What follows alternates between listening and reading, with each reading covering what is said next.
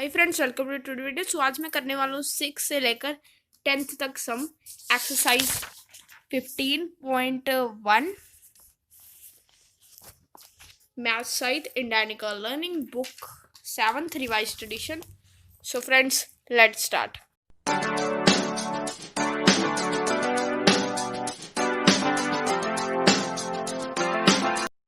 Okay so friends, जो कि हमारा फर्स्ट सम है वो है ABCD इज अ पैरेललोग्राम.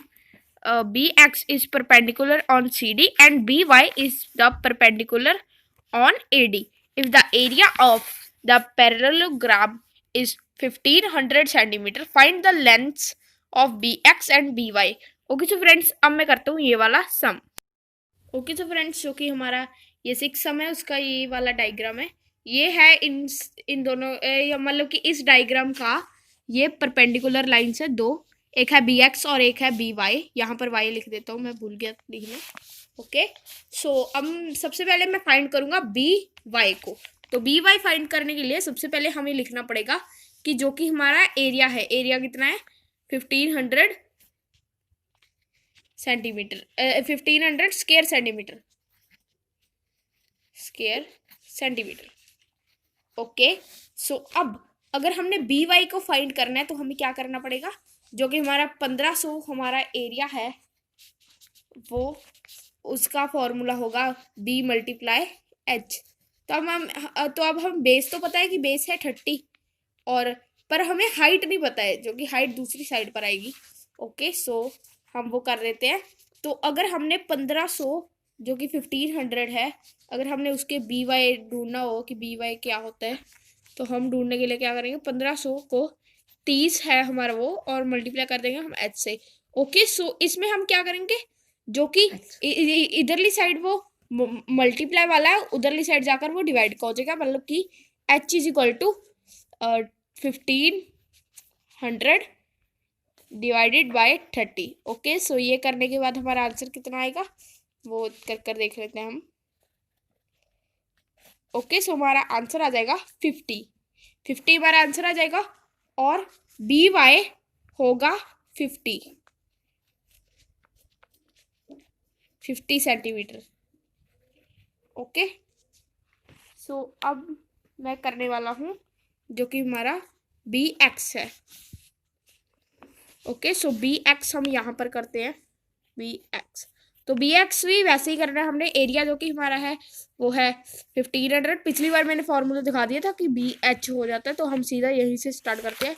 हम BX में पता है कि जो कि BX है वो 50 सेंटीमीटर वाली लाइन पे है, तो हम एरिया मतलब कि हम 50 सेंटीमीटर को 30 सेंटीमीटर की जगह पर लेंगे, जैसे कि हमने पिछली बार किया तो उस हिसाब से। ओके सो अब हम वैसे ही करते हैं। उधरली साइड जैसे कि 50 × बेस। ओके सो बेस नहीं, सॉरी गाइस, हाइट है। ओके 50 × हाइट और उसके बेस × हाइट, मतलब कि वैसे वही वाला फॉर्मूला हम दोबारा से इस्तेमाल करेंगे। और उसके बाद अब पिछली बार के जैसे अब हम क्या करेंगे, इधरली साइड था वो मल्टीप्लाई और इधरली साइड जाकर हो जाएगा डिवाइड, तो हम कर देंगे 1500 डिवाइडेड बाय 50। तो 1500 30 पर आ जाता है और यही है हमारा आंसर। BX है 30 centimeter. So friends, let's move to next sum. Okay so friends, जो कि हमारा नेक्स्ट सम है वो है 7th वाला पार्ट। In quadrilateral ABCD, BC is the diagonal, DO is perpendicular to BC and CX is perpendicular to AB. If AB is equal to 25 centimeter, BC is equal to 16 centimeter, CX is equal to 8 centimeter and DO is equal to 5 centimeter. Find the area of the quadrilateral. तो हमने इसका area find करना है। So friends, let's do this sum. So friends, ये वाला जो कि सम है ये है इसका डायग्राम। ABCD का हमने एरिया ढूंढना है इसमें। और एक और आप सभी को बात बता दूं कि इसको अब हम इसका एरिया कैसे ढूंढेंगे, इसको 2 पार्ट्स में डिवाइड कर वो भी एक ट्रायंगल्स में, ये भी एक ट्रायंगल, इसको अलग हम डिवाइड कर देंगे जो कि इधर वाला है बी सी डी को, और ए बी सी को अलग कर देंगे हम। तो वैसे ही हमने करना है ए बी सी डी का एरिया, अगर हमने ढूंढना है area is equal to triangle A C B का area plus triangle B C D का एरिया। तो अब हम करते हैं। तो सबसे पहले जो कि हमारी ए बी सी है उसकी हम हाइट, जो कि हमारी उसकी हाइट और बेस ढूंढते हैं हम। तो जो कि इसका बेस है वो है 5 सेंटीमीटर और जो कि हाइट है वो है 25 सेंटीमीटर। ओके, सो अब हम वैसे ही करेंगे। ए सी बी जो है हमारा, वैसे हम करते हैं। तो सबसे पहले हम कर लेंगे जो कि ए सी बी का फॉर्मूला, मतलब कि एक ट्रायंगल का फॉर्मूला क्या होता है, is equal to 1/2 multiply base multiply height. और हम वैसे ही करेंगे जो कि है हमारा triangle A C B.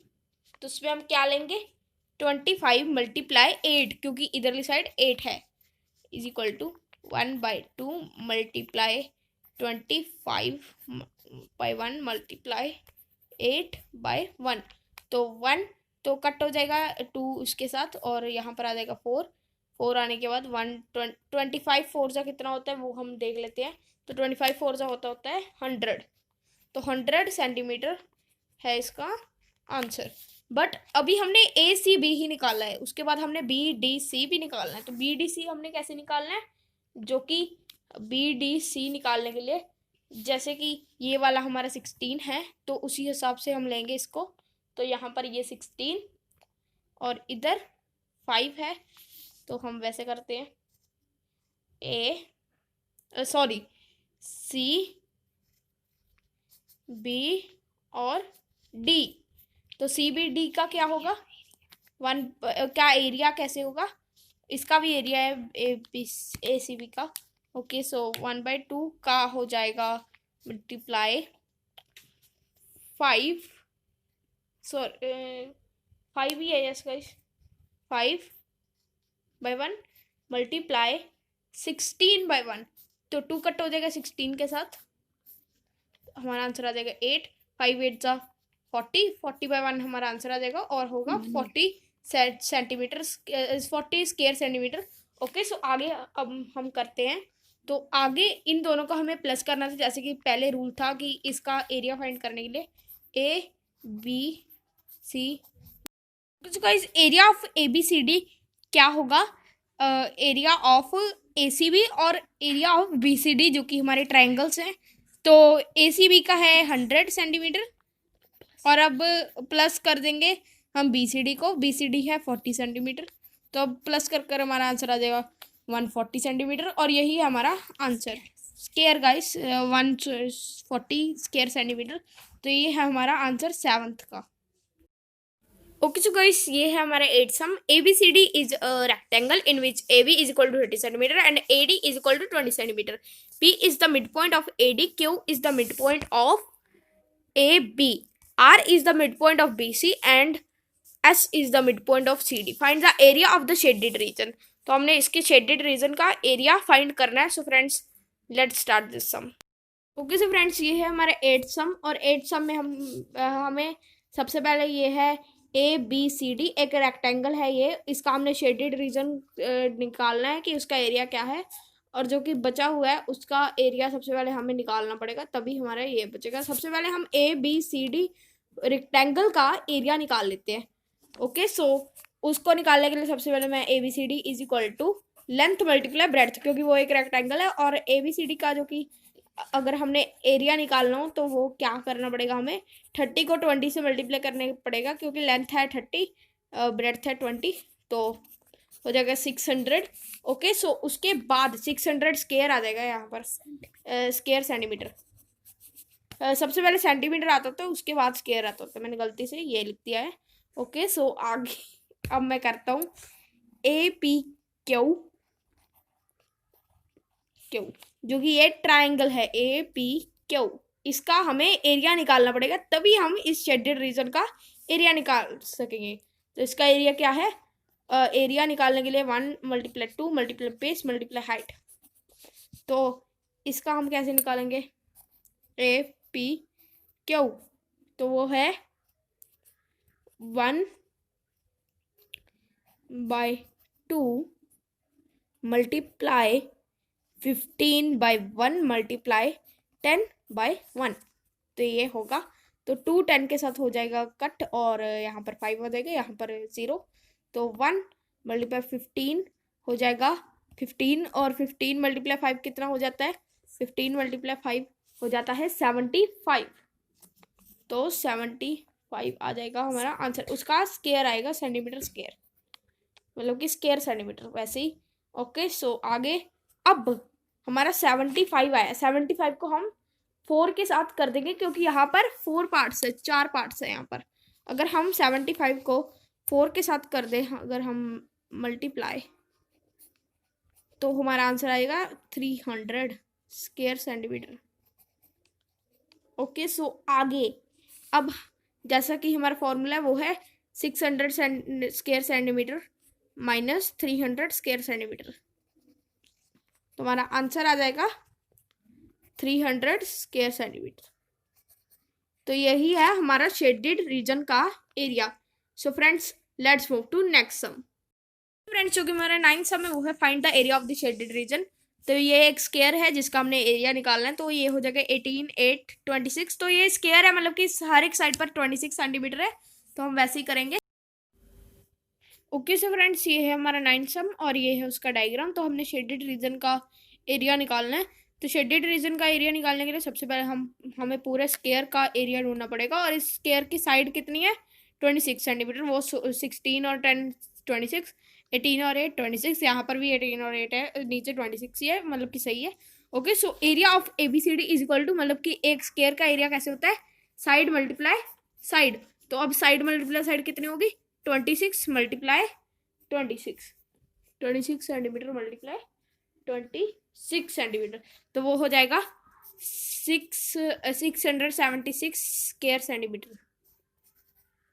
Okay, सो अब आगे हमें जो कि हमारा शेडेड रीजन है उसका एरिया निकालने के लिए हमें सबसे पहले जो नॉन शेडेड रीजन है उसका एरिया हमें निकालना पड़ेगा। AEF जो कि यहाँ पर है, तो AEF का सबसे पहले ट्राइंगल का हम निकालेंगे एरिया। AEF, तो एक ट्राइंगल का एरिया क्या होता है? 1/2 मल्टीप्लाई बेस मल्टीप्लाई हाइट। तो वैसे ही हम करेंगे। AEF का होगा 1/2 मल्टीप्लाई 16/1 मल्टीप्लाई 8/1। तो ये कैसे होगा?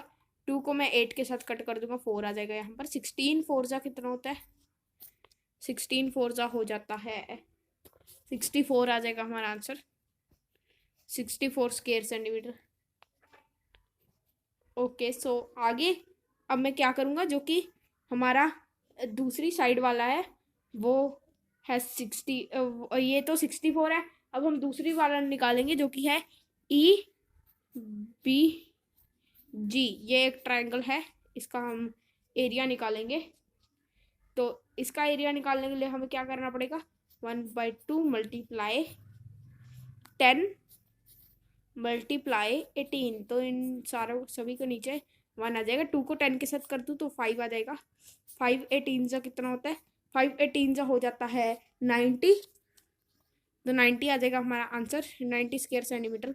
तो अब हम इन दोनों को प्लस कर देंगे, 90 square centimetre plus 64 square centimetre. तो वो कितना हो जाएगा?